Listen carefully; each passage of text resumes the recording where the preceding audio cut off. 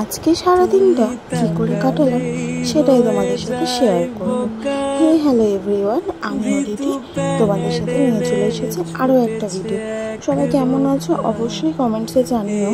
আর দেখো, সকাল থেকে উঠি ওয়েদারটা আজকে খারাপ, তো সকালে ঘুম থেকে উঠেই তোমাদের সাথে ভিডিওটা শুরু করলাম। আর সকালে উঠে একটু ম্যাগি বানিয়ে নিলাম, কারণ আমার ভাই এসেছে, তো কালকে চলে যাওয়ার কথা ছিল, তো যাইনি। তোমরা দেখছো এটা মঙ্গলবারের ভিডিও। তো যাই হোক, একটু ম্যাগি রান্না করে নিলাম আর সেটা খেয়ে নিলাম। আর আমার ভাই দেখো, টিকিট পাচ্ছিল না বলে কথা বলছে। ও কিন্তু কালকে চলে যাওয়ার কথা ছিল কলকাতা, মানে মঙ্গলবারে। তো তারপর রেডি হয়ে চলে গেলাম পড়াতে। সকাল থেকে কিছু না খাওয়া, কারণ সকালে ম্যাগি খেয়ে আর কিছু খেতে ইচ্ছা করছিল না। তো যাই হোক, তারপরে চলে গেলাম পড়াতে। আর অনেক দিন পরে আমার সব ছোট ছোট বাচ্চাগুলোর সাথে দেখা, তো সেখান থেকে পড়িয়ে আর এক বাড়িতে চলে গেলাম। প্রচণ্ড গরম ওয়েদার, এরকম হলেও এত গরম আর এত রোদ, সেটা তোমাদের কি বলবো। এক এক জায়গায় এত বৃষ্টি বন্যা হয়ে সব কিছু ভেসে যাচ্ছে।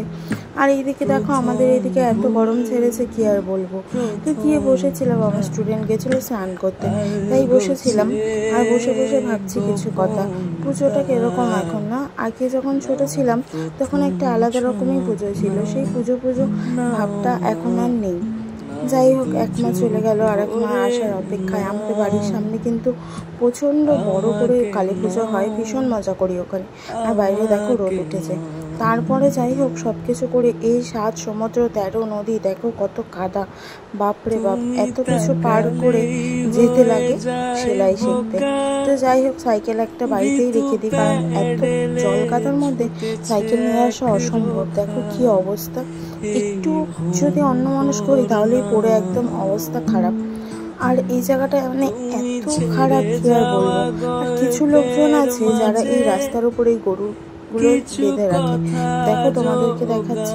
সেই সব কাকিমা জেঠিমাদের উদ্দেশ্যে আমার একটাই কথা, এরকম রাস্তার মধ্যে গরু ছাগলগুলো বেঁধে রাখবে না। এত বড় মাঠ আছে, একটু সাইডে বাঁধবে, কারণ তোমাদের এই রাস্তার উপরে এরকম গরু ছাগল বেঁধে রাখলে অনেকেরই অসুবিধা হয়। আজকে যদি কোনো বয়স্ক মানুষ এদিক দিয়ে যায়, তাহলে ভাবো এই গরুটার অত্যাচারে এখান থেকে যেতে গিয়ে একটা অঘটন হবে। তো ফাইনালি সেলাই টেলাই হয়ে গেল, তারপরে বেরোলাম বাড়ি যাওয়ার উদ্দেশ্যে। সরি বাড়ি না, পড়াতে যাওয়ার উদ্দেশ্যে। আমার সারাদিনটা কিন্তু এরকমই ব্যস্ততার মধ্যে কাটে, এই পড়ানো, এই সেলাই, এই এটা ওটা করতে করতেই আমার দিন পার হয়ে যায়। রাত্রে যখন বিছানায় যাই তখন আর কিছুই ভালো লাগে না। তো তারপর আমার সাইকেলটা তোমাদেরকে একটু দেখালাম। আর ওয়েদারটা দেখো কি সুন্দর লাগছে, দারুণ। কিন্তু কোনোভাবেই না গরমটা যেন কমছেই না। তো যাই হোক, তারপরে পড়িয়ে টড়িয়ে নিয়ে মানে বাড়িতে গিয়ে আর একটা জায়গায় পড়ালাম। তো এদেরকে পড়াচ্ছি, আর এত মানে ভালো লাগছে সেই টাইমটা। এত সুন্দর একটা হাওয়া দিচ্ছে বাইরে থেকে, সেটা আর কি বলবো, মানে খুব শান্তি লাগে। আর জানো তো, এই বিকেলের পড়ানোটা পড়িয়ে আমার না খুব আনন্দ লাগে। কারণ কি জানো, কারণ ছোট বাচ্চাদের যেরকম পড়া ছুটি হওয়ার সময় একটা আনন্দ লাগে, সেরকমই আমার লাগে। কারণ এই পড়ানোটা হলে কিন্তু আমি বাড়ি যেতে পারবো, তাই আমার খুব ভালো লাগে।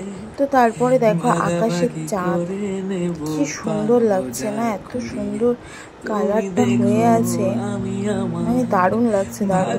প্রায় মেঘে ঢাকা আকাশ, কিছুই বোঝা যাচ্ছে না, তবুও তোমাদের সাথে একটুখানি শেয়ার করলাম।